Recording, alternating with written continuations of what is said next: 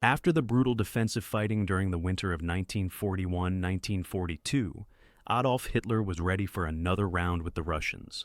This time, his armies would strike south with the twin goals of conquering the Caucasus and its rich oil fields and taking the city of Stalingrad. As far back as July 1940, when the planning for the invasion of the Soviet Union began, those two objectives had been part of the overall plan. The unexpected Soviet resistance in late 1941 put a hold on those plans, but they were still on Hitler's mind even after his failure to take Moscow and Leningrad earlier in the year. The Germans needed oil, and the Caucasus would provide it.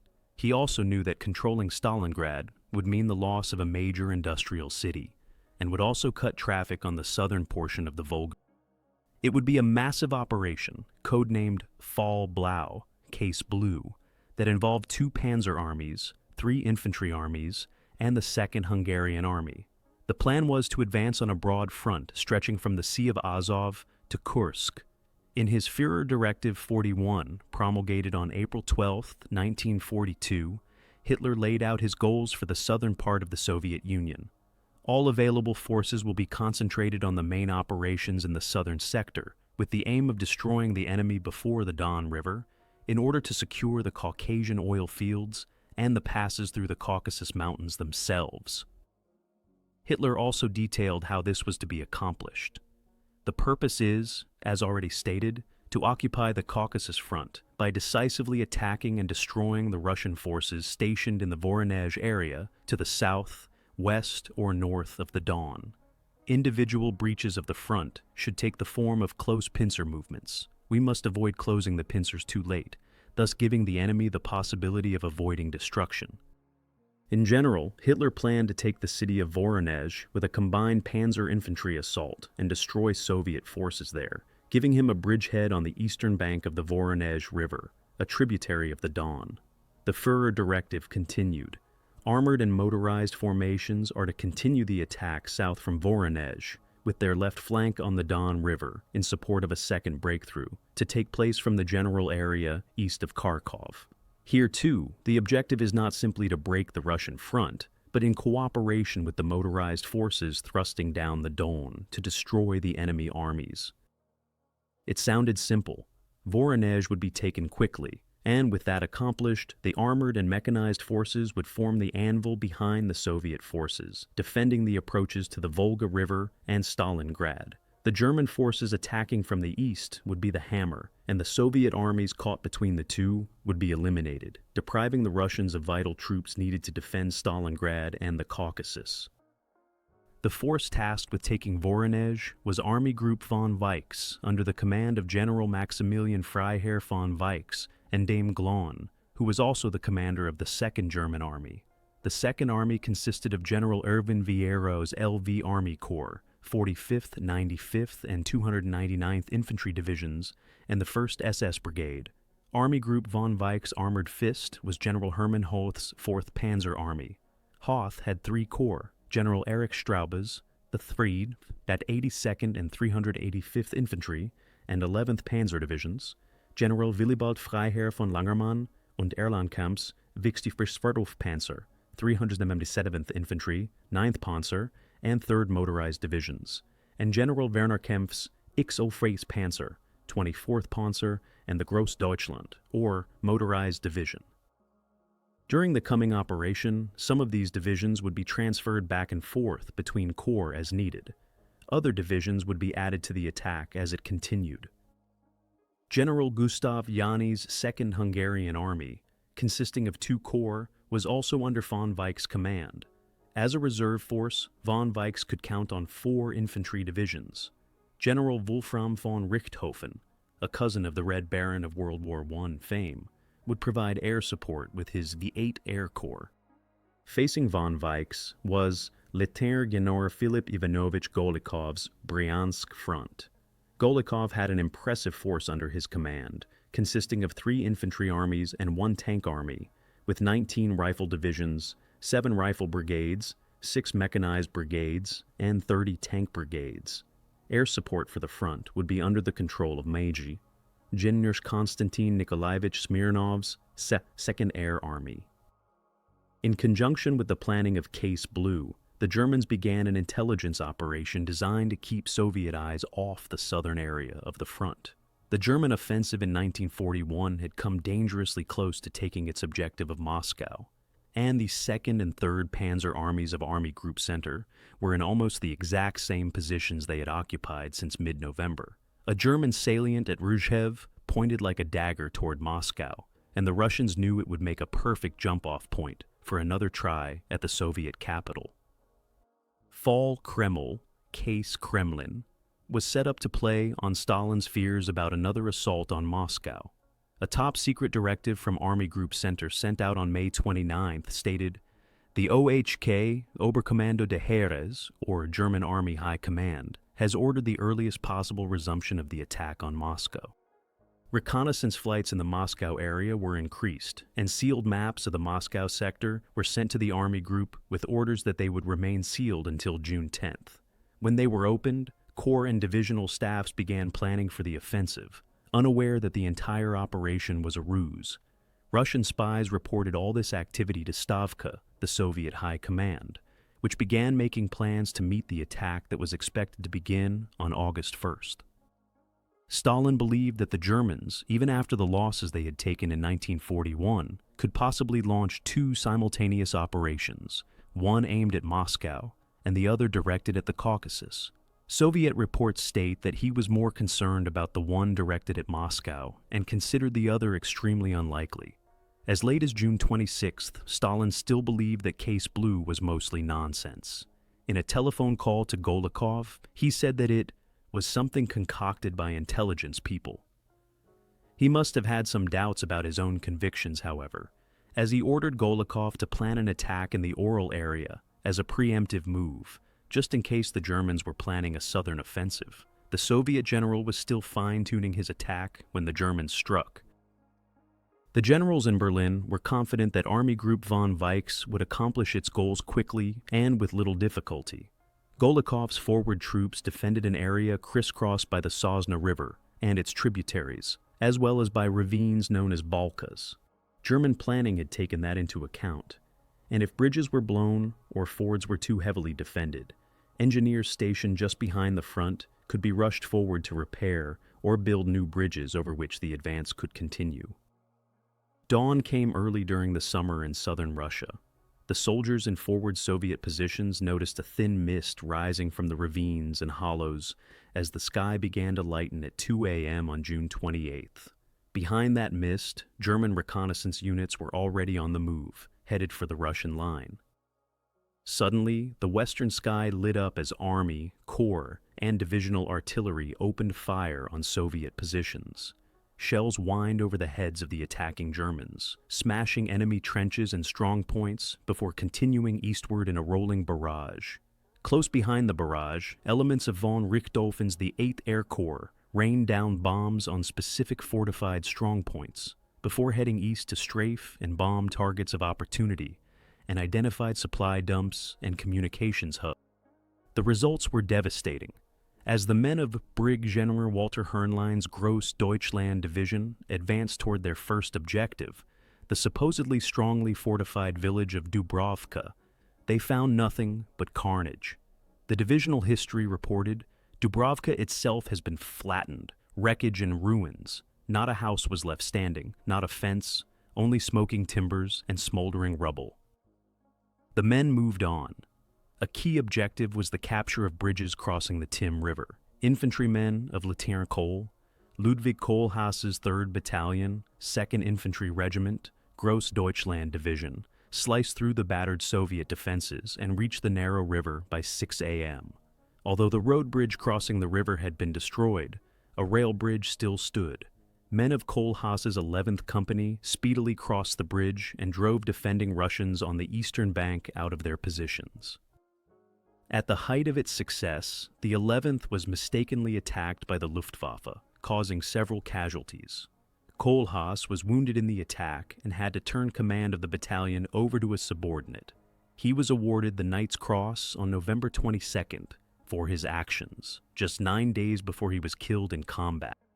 It was the same all along von Weich's front. The The speedy advance of the German forward units captured several crossings that were needed for the armored onslaught that would soon follow. The engineers that followed in the wake of the first wave strengthened bridges to support the panzers and built crossing points across the numerous balkas in the area. As news of the successes of the forward elements reached higher headquarters, Hoth prepared to launch his armored fist. Von Langermann's Wiffenheim-Poster Panzer Corps had approximately 350 tanks, while Kempf's Exelvate Panzer Corps had about 325.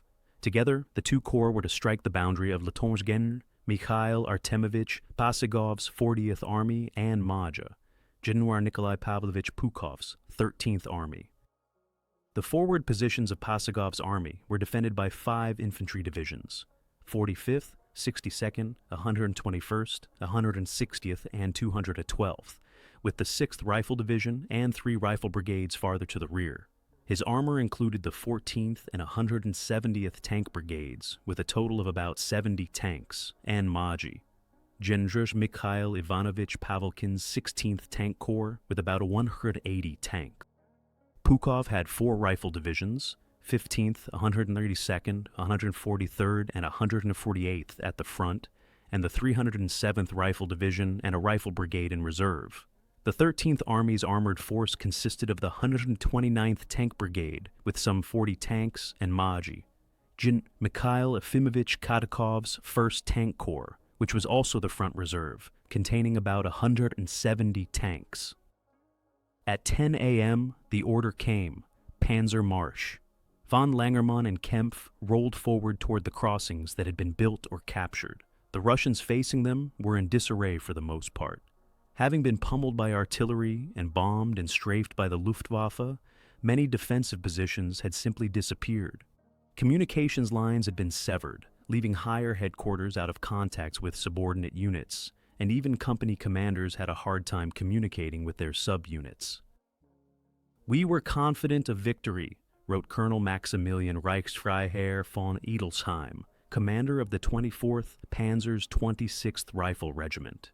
In a 1986 letter to the author, he described the scene. "My unit followed close behind the panzers of the 24th Panzer Regiment. Great clouds of dust arose as we pushed forward. To our left and right, similar clouds were raised by other panzer or mechanized units. It seemed like nothing could stop us. We were to find out differently later on, but this day was ours." Lieutenant Georg Köhler was in von Edelsheim's 3rd Company. 10 years before his death in 2006, he wrote to the author concerning the advance. "My men were in a fine mood. Our morale was high. The engineers and other forward elements of the division had done their work well, and we had few problems in crossing the ravines and streams in front of us. As we advanced, we could see clouds of dust rising on our left. It was the bulk of the Gross Deutschland division moving forward." Kempf's 2 divisions headed at full speed toward the Tim River, where they slammed into Colonel Mikhail Borisovich Anashkin's 160th Rifle Division and the neighboring 212th Rifle Division, which were stationed along the western bank north and south of the city of Tim. Not yet recovered from the morning barrage, the Russian defenders were easily overcome, and the panzers continued to race to the southwest. North of Kempf, von Langermann's corps also had great success. Brig. General Hermann Bauch's 11th Panzer Division, after crossing the Tim, smashed into Colonel Afanasy Nikitovich Slishkin's 15th Rifle Division, shattering its defenses and sending survivors fleeing toward the rear. To Bauch's right, Madras General Peter Maximovich Zhykov's 121st Rifle Division met the same fate at the hands of Brig. General Johannes Basler's 9th Panzer Division. The first day had lived up to expectations. The panzers were headed to Voronezh, and it seemed that the great envelopment intended to destroy Russian forces west of the Don would proceed as scheduled. Parsegov reported by radio to Bryansk Front Headquarters. He told Golikov that the 40th Army had sustained significant losses, but, he reported, the army was still capable of combat. He also asked for tank reinforcements to counter the German panzers. Golikov relayed the request to Stavka. In response, Major General Pavelkin's 16th Tank Corps, 107th, 109th, and 164th Tank Brigades, and Majors General Nikolai Vladimirovich Veklenko's 17th Tank Corps, 66th, 67th, and 174th Tank Brigades, and the 31st Mechanized Brigade were ordered forward to the Kshen River. The 115th and 116th Tank Brigades were also pulled from the Bryansk Front Reserve and sent forward to bolster Parsegov's forces. In addition to those forces, Stavka ordered the Southern Front's 4th Tank Corps, 45th, 47th, and 102nd Tank Brigades and 4th Mechanized Brigade, commanded by Lieutenant General Vasily Alexandrovich Mishulin and Major General Vasily Mikhailovich Badanovs, 24th Tank Corps, 54th and 130th Tank Brigades, 24th Mechanized Brigade, and 4th Guards, north to the Stary Oskol area. When they arrived at their destination, they were to prepare for a counterattack against an expected German attempt to capture the river crossing points near the town. During the early hours of June 29th, it began to rain. It soon turned into a downpour with lightning illuminating the steppe. Throughout the morning, Hoth's panzers and motorized troops struggled to advance on dirt roads and paths that had suddenly turned to mud. Wachtmeister Siegfried Freier was in 4th Battalion, Panzer Regiment 24. "We could get little traction for the panzers because the mud clung to our tracks," he remembered. "The panzer would slide this way and that way, and it was hard to keep any kind of formation. The engines were also overworked as we tried to move forward in that slime." At around 11 a.m., the rain stopped and the sun came out, its fiery heat quickly drying the sodden ground. By 1 p.m., Hoth's troops were moving forward again at full speed. With Junkers Ju-87 Stuka-dive bombers swarming overhead and German artillery blasting Soviet defenses, the 11th Panzer reached the banks of the Kshen River about 10 kilometers west of Volovo. Farther north, German infantry was pushing the Russians back toward Livny. Upon reaching the Kshen, the 11th Panzer ran into Pavelkin's 16th Tank Corps, which was arriving piecemeal in the area. Since the Soviets did not yet have a force strong enough to counter the Germans, they retreated to await reinforcements. South of Balk, the 9th Panzer was probing 40th Army defenses situated on the eastern bank of the Kshen. Kempf's ex-Olvate Panzer Corps was also making good progress. The Grossdeutschland and 24th Panzer crossed the Kshen and established bridgeheads about 40 kilometers south of the 11th Panzer, with the Grossdeutschland advancing 47 kilometers for the day. To the Grossdeutschland's right, Brig, General Bruno Hauenschild had pushed elements of his 24th Panzer across the Kshen bridgehead and hit Maj, Gender Mikhail Danilovich Grishin's 6th Rifle Division, which was scattered after a short, sharp fight. As night fell, an advance unit of the division entered the village of Bikovo. A cluster of trucks was near one of the houses, and upon entering the building, the Germans found maps and documents relating to the Soviet defenses. The Germans had just missed capturing the headquarters staff of the 40th Army. Although the staff had escaped, the material left behind was an intelligence boon. Furthermore, Pasagov had lost command and control over his army, which would be of great help to the Germans in the coming days. While German forces were battering the 40th Army, General Johnny was having a more difficult time, as the 2nd Hungarian Army tried to push its way through the Soviet defenses south of the town of Tim. Colonel Vasily Pavlovich Sokolov's 45th Rifle Division resisted all attempts by the Hungarians to breach its line. On Sokolov's flanks, the 212th and 62nd Rifle Divisions also held their own. Soviet resistance also increased on Parsegov's right flank as Maji.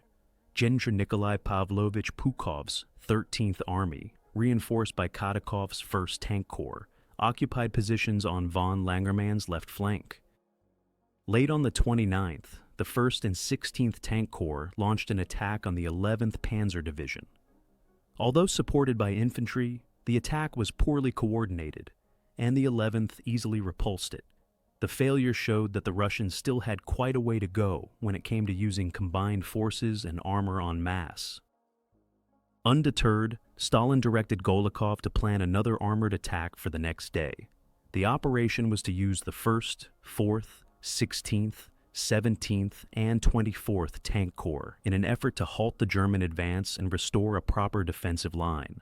Soviet forces would have an approximate 2-to-1 advantage in tanks over their German opponents for the attack.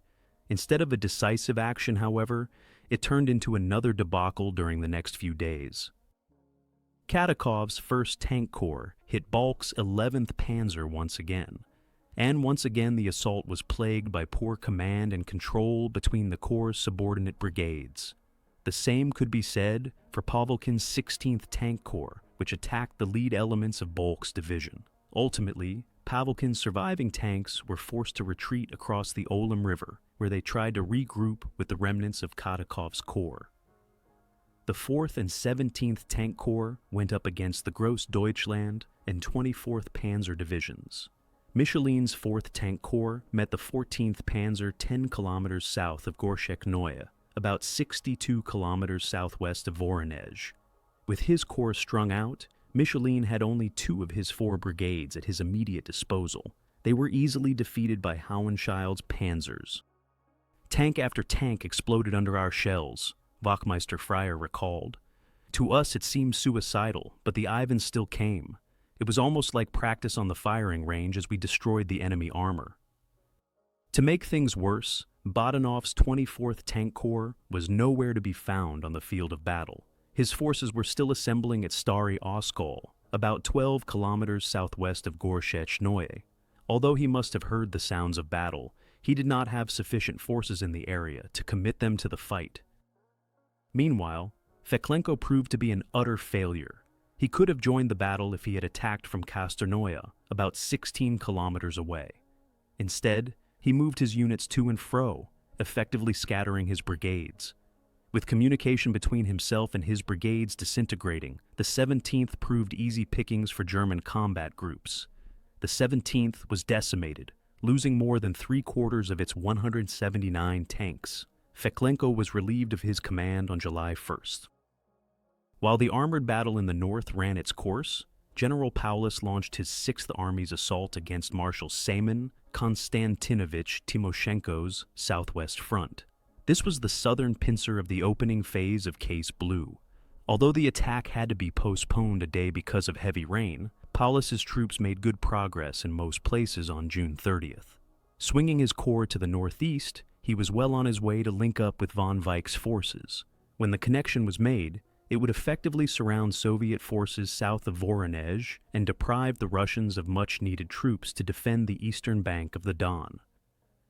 The combination of the defeat of Golikov's Tank Corps and the opening of Paulus's offensive convinced Stavka to order Parsegov's 40th Army and 2 of Timoshenko's armies, the 21st, Majes General Alexei Ilyich Danilov, and the 28th, Later General Dmitry Ivanovich Ryabyshev, to retreat from their perilous positions to a new defensive line along the Olim and Oskol rivers. Beginning at dawn on July 2nd, the Soviet armies attempted to pull back under a hail of German artillery fire. The E-8 Air Corps, now commanded by Major General Martin Fiebig, added to the chaotic retreat as it strafed and bombed the Russian column. The Germans kept up their pursuit. At Gorshek Neue, the Gross Deutschland captured the village after a fight that left 51 Soviet tanks destroyed. On Hernlein's right flank, the 24th Panzer also kept up the pressure. It seemed that the first phase of Case Blue would be a success. Stavka's hope of establishing its new defensive line was shattered as German troops crossed the Oskol River. It was now evident that the paramount Soviet objective should be to get as many troops as possible across the Don River. While things seemed to be going well for the Germans in von Weich's southern sector, Pushkov's 13th Army was putting up a tougher fight north of Voronezh. Golikov now had his headquarters inside the city, and he was determined to hold it.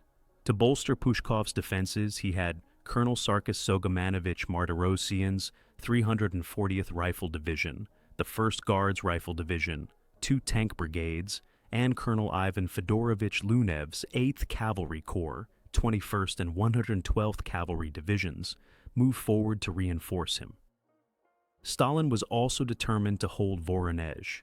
With his army south of the city crumbling, the city's rail hub and the railway lines east of the city running to the southeast became increasingly important.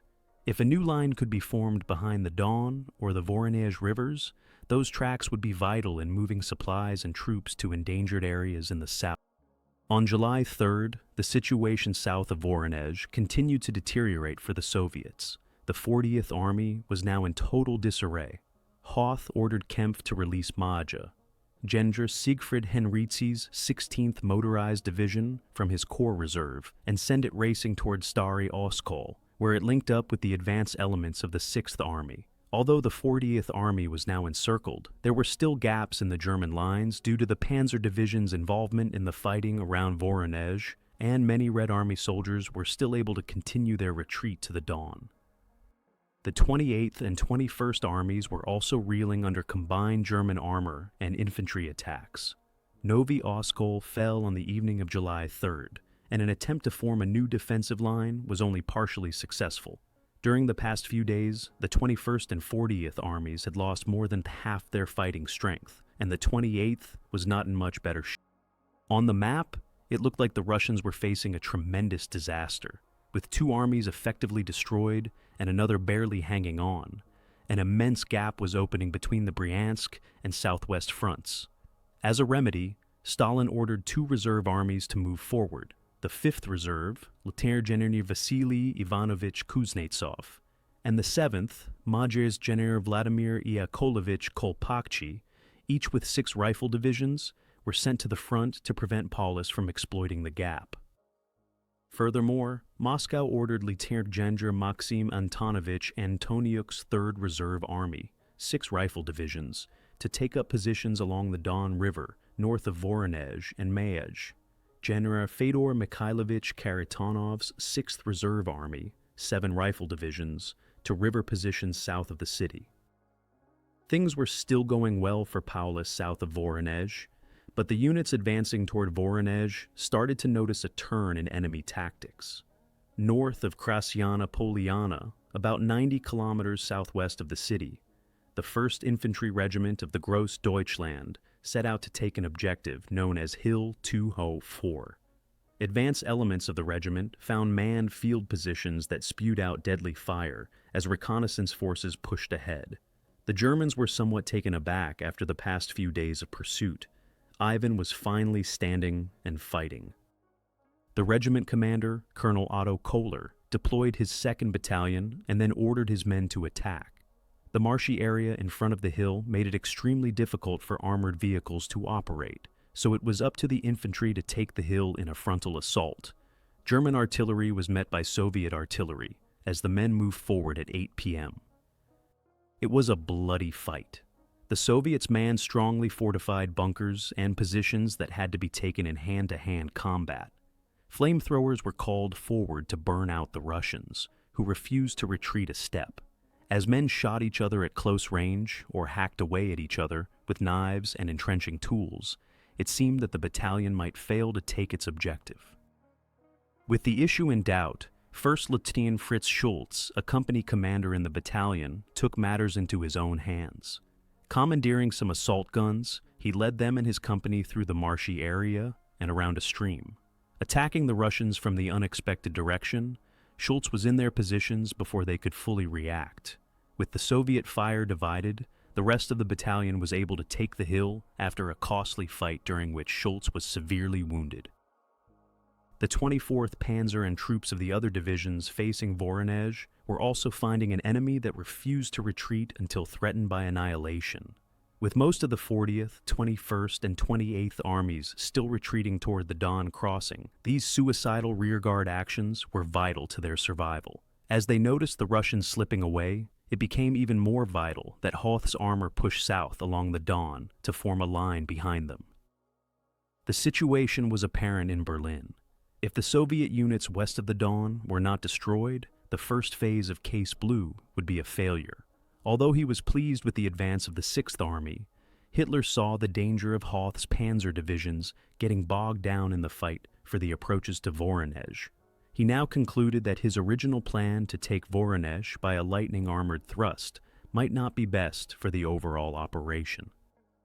Making a quick flight to von Bock's headquarters, Hitler and his field marshal held a brief meeting. According to historian Paul Carrel, Hitler told von Bock, "I no longer insist upon the capture of the city. I also no longer consider it necessary, and I leave it up to you to move Hoth's armored forces south immediately." Hitler's comment was a remarkable one for the usually decisive Führer. He did not directly order von Bock to forget about taking Voronezh. Instead, his vague statement left things hanging in the air. Taking the city was supposed to be one of his major objectives, but now it seemed to be of secondary importance. Still, the possession of Voronezh would free up all of Hoth's 4th Panzer Army to swing south in force. The more von Bock thought about his options, the more he wavered. The situation in the Voronezh sector at the end of July the 3rd seemed to favor the Germans, even with the increasing Soviet resistance. Straube's III Army Corps had advanced almost halfway between the Oskol and Don rivers in the north, while in the center, von Langermann's 25th Bauer Panzer Corps had advanced east of Kastornoye. On von Langermann's right flank, Kempf's ex-Ilvates Panzer Krops was also halfway between the Oskol and the Don. As von Bock vacillated, the 4th Panzer Army and 2nd Army continued with their original orders on July 4th. The arrival of Soviet reinforcements along Army Group von Weich's northern flank forced some changes to the original plan. With Straube's the 5th Army Corps reporting increased resistance and local counterattacks, von Langermann was ordered to shift his advance toward the northeast to strengthen the infantry. The shift left Kempf to carry on the drive to Voronezh from the west. Lead elements of the Gross Deutschland reached the village of Davice, named for the river it sat next to. Soviet engineers had already blown the bridge that crossed the river, and the advance was halted, while a new bridge was hastily constructed. The Gross Deutschland was now only 9 kilometers from the Don. While the bridge was being constructed, the rain stopped and the sun came out. Early in the afternoon, the lead elements of Infantry Regiment 2, Gross Deutschland, crossed the Davice and continued westward on the drying roads. With the rest of the division following, the spearhead had the Don in sight by mid-afternoon. Reconnaissance units reported that the enemy was moving troops across the river to the east bank with several ferries.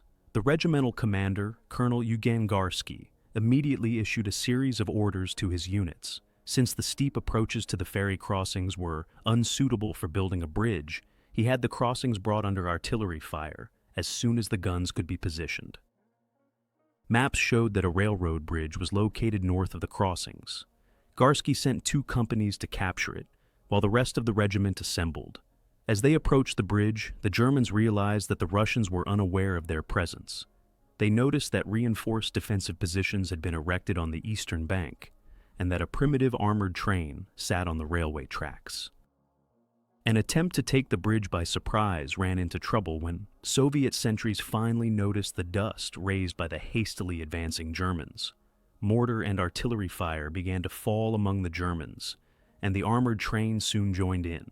Although the train was soon set ablaze by German artillery, the heavy fire prevented the capture of the bridge. Meanwhile, the burning train had also set the bridge on fire, turning it into an inferno that would make it useless. While the Gross Deutschland was engaged with the Soviets, von Hauenschild was having better luck. About 20 kilometers south of Gorsky's men, the 24th was able to establish bridgeheads across the Don, south of the village of Ustay. These were soon reinforced, allowing the troops on the eastern bank to beat off several disorganized Soviet attacks. Faced with the threat from the south, Golikov sought to strengthen Voronezh's defenses. With his front stretched out along the Don, there were few forces readily available. The 13th Army was still holding out north of the city, but it could spare no men. Parsegov had been relieved on July 3rd, and his replacement, Lieutenant General Markian Mikhailovich Popov, was in the process of trying to redeploy the 40th Army south of the city. He too had no troops to spare. West of Voronezh, defending the area between the Don and Voronezh rivers, were the 53rd and 75th fortified regions. A fortified region was planned for defense. It consisted of obstacles and strong points that would provide mutual assistance to one another. Troops belonging to fortified regions were largely immobile and were expected to defend their positions to the last man. In the city proper, there were several undermanned NKVD units that were armed with only light weapons. The city's defenses also included elements of the 3rd Air Defense Division, which contributed anti-aircraft weapons that could also be used for ground fire. The defenses directly north of the city were occupied by Colonel Ivan Ilyich Ulitin's 232nd Rifle Division. Colonel Alexander Nikolaevich Afanasov's Siberian 309th Rifle Division was still arriving by rail. As elements of the division detrained, they were immediately sent to occupy positions south of the city. With the 24th Panzer assembled for an advance to its south, the Gross Deutschland finally encountered some luck. Foiled in the attempt to take the railroad bridge, Hernlein spread his division out to search for a new crossing. At 7 p.m., elements of Köhler's 1st Infantry Regiment reached the village of Semiluki, about 9 kilometers west of Voronezh. To the Germans' surprise, they found a lightly guarded road bridge intact. The commander of the 7th Company, 1st Lieutenant Karl Ludwig Blumenthal, gathered his men and set up a plan of attack. Under the covering fire of a heavy machine gun section, Blumenthal led his men forward, scattering the Russians on the western side of the bridge while coming under fire from bunkers on the opposite bank. The river was fairly shallow where the bridge lay, and a Sergeant Hempel jumped into the water. Although up to his neck, Hempel made it across the 75 meters that separated the east and west banks, removing demolition charges with his bare hands. Although the bridge had been damaged, the Germans were able to force a crossing by the end of the day and establish a bridgehead that would be reinforced by troops crossing in inflatable boats. Considerable time was spent during the night with the crossing and assembly of troops from Kemp's Panzer Corps for a concentrated attack on Voronezh. Hoth, it seems, was hesitant about committing armored forces to the attack without the absolute certainty that it would succeed. He did not know how weakly defended his objective actually was, so instead of taking Voronezh with the forces at hand, he wasted precious time with the buildup. While the assault on Voronezh was taking more time than had been contemplated, Paulus's 6th Army was still advancing eastward. His troops were making good progress, but the Russians had the advantage of trading land for time as they pulled back toward the Don. The armored forces of the 4th Panzer Army, tied down around Voronezh, made the retreat easier by allowing the Soviets on the southwest front to concentrate on saving themselves without the fear of a massive encirclement. As the 24th Panzer and Gross Deutschland prepared to continue their assault on July the 5th, Stavka ordered Golikov to prepare an armored counterattack northwest of Voronezh. Maj. General Alexander Ilyich Lysyukov's 5th Tank Army would spearhead the assault. The 5th Tank Army was spread out, and it took most of July 5 to reach its designated assembly area. German fighters and bombers roamed the sky, with the Red Air Force noticeably absent. With constant harassment from the air, movement was extremely difficult for Soviet armor. Furthermore, Golikov was unable to keep in constant contact with Lysyukov's headquarters, which further hampered the operation. Meanwhile, Kemp's Panzer Corps was finally advancing toward Voronezh. Overcoming stiffening resistance from recently arrived infantry units, the Germans found themselves fighting in the western outskirts of the city by the end of the day. In Berlin, the Army General Staff was getting increasingly nervous about the XL Phase Panzer Corps tied down at Voronezh.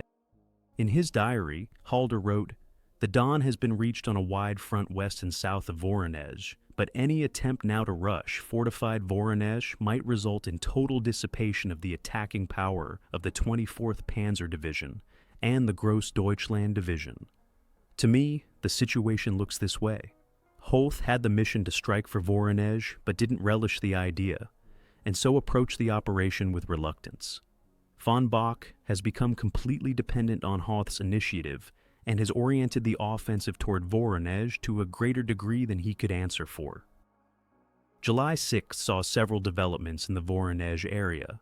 The 24th Panzer moved into the western section of the city proper and found itself engaged in house-to-house fighting. Narrow streets hampered the Panzer's mobility, and the division's motorized infantry were put in the lead, slowly overcoming Soviet defenses. On the left and right flanks of the 24th, the Gross Deutschland and 16th Motorized Division also found themselves heavily engaged.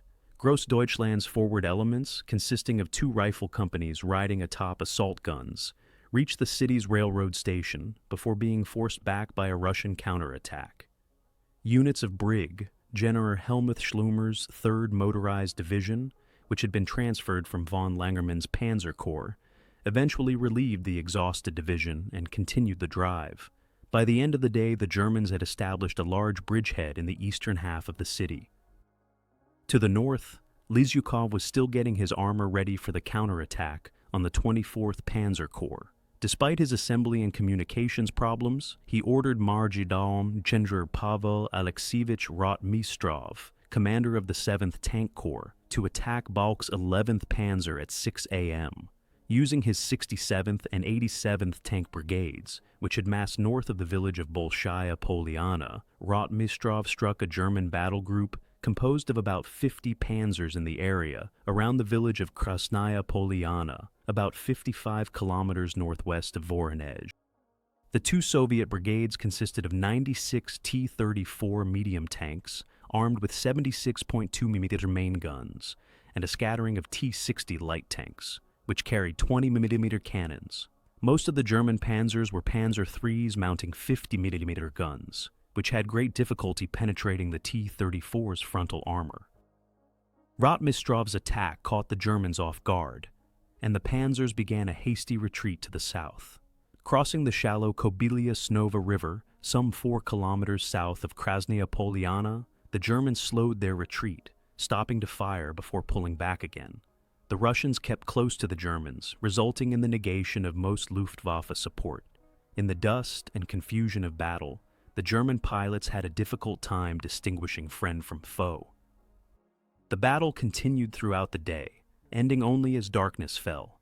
If the initial 2 attacking Soviet brigades had been reinforced, the Russian attack might have had serious consequences for the German forces around Voronezh. However, Madra's General Alexei Fedorovich Popov's 11th Tank Corps, equipped with more than 180 tanks, was still detraining as the fighting died down, and Colonel Andrei Grigorovich Kravchenko's 2nd Tank Corps, also with more than 180 tanks, was hours from its designated assembly area.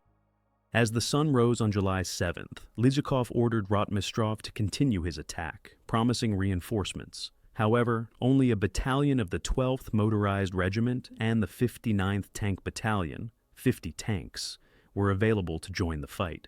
As the Soviets pressed their attack, Beisler's 9th Panzer Division arrived on the scene with about 120 tanks, mostly Panzer IIIs. Beisler's timely arrival stopped Rotmistrov along the Kobylia Snova for the time being. In Voronezh, Kempf's corps worked at rooting out the Russian pockets of resistance remaining in the city. By nightfall, the city had been all but cleared, but the German troops were exhausted and in need of rest. Infantry units were moving up to relieve the mechanized forces within Voronezh, but for the moment, Kempf's men would still be on the front line to defend against any Soviet attempts to retake the city. Stalin's decision to fight for the city had been costly. Major General Ivan Danilovich Cherniakovsky's 18th Tank Corps, which was committed to the battle piecemeal as it arrived, was particularly bloodied in the savage street fighting, having lost the 189th and 181st Tank Brigades with 116 tanks. The Bryansk front was now almost split in half, and Stavka realized that it was much too unwieldy for one commander. Therefore, on the night of the 7th, Stalin ordered the front to be split in 2. Golikov would command the new Voronezh front, which was charged with defending the area west of the Don north and south of the city itself. Lieutenant Nikandar Evlampayevich Chibisov would temporarily command the revamped Bryansk front, which would defend the area northwest of the city. On July 8th, Rotmistrov finally had his combined forces in place for an all-out attack on von Langermann's corps. The remaining units of the 11th Tank Corps were now in place, as were the tank brigades of the 2nd Tank Corps. With a numerically superior enemy facing them, the Germans were once again forced to conduct a fighting withdrawal. The Soviets pressed their attack, forcing the Germans back some 6 kilometers. When the panzers reached the Sukaya River in the vicinity of Malaya Pokrovka, they dug in and called for Luftwaffe support.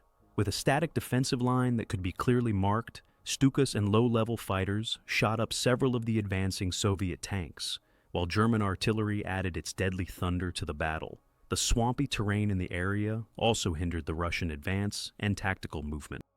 For the next few days, Lysyukov threw his forces against von Langermann's corps. Some minor penetrations were made, but they were quickly stopped by aggressive German counterattacks. With the arrival of Colonel Otto Butz's 340th Infantry Division, the 11th Panzer was gradually taken out of the line to be used as a mobile fire brigade. By July 15th, the front northwest of Voronezh had stabilized with both sides thoroughly worn out from more than a week of heavy fighting. As more infantry came into the line, both sides worked at establishing strong positions to counter any enemy attack. In Voronezh itself, Kempf's corps, which was now being replaced by arriving infantry divisions, was still warding off Soviet counterattacks in some areas. Together with the 57th and 168th Infantry Divisions from General Hans von Obstfelder's 26th Army Corps, Kempf's troops stopped a concerted attack by Lieutenant General Antonuk's 60th Army, the former 3rd Reserve Army. After Antonuk's failure to break the German line, the fighting at Voronezh also died down for a time. Although the Germans had managed to secure a bridgehead across the Don and Voronezh rivers, the strong Soviet defenses facing them prevented any further eastward movement in the area. The 24th and Großdeutschland finally came off the line, but their surviving panzers were badly in need of repair, and there was also a shortage of fuel, which made immediate deployment to the south impossible. Stalin's decision to hold the Voronezh sector effectively unhinged an important part of the opening phase of Case Blue. Although poorly coordinated, the Soviet armored attacks northwest of the city forced the 9th and 11th Panzer Divisions to remain in place to prevent an enemy breakthrough. The street fighting and von Bock's hesitation, coupled with Hitler's vague orders to von Bock on July 3rd, kept the proposed armored gallop along the Don from happening. There would be no grand encirclement to trap the Soviet forces west of the Don.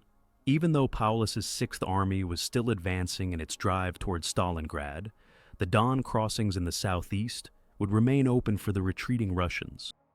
Although battered, those divisions would receive reinforcements to flesh out their ranks and would be used in and around Stalingrad to thwart the German attempt to totally dominate the city. Together with new divisions that were being sent to the area, the divisions saved from the German trap would be part of the Soviet force that would sound the death knell of the 6th Army in the coming year. Author Pat McTaggart is an expert on the Eastern Front World War II. He writes from his home in El Khadr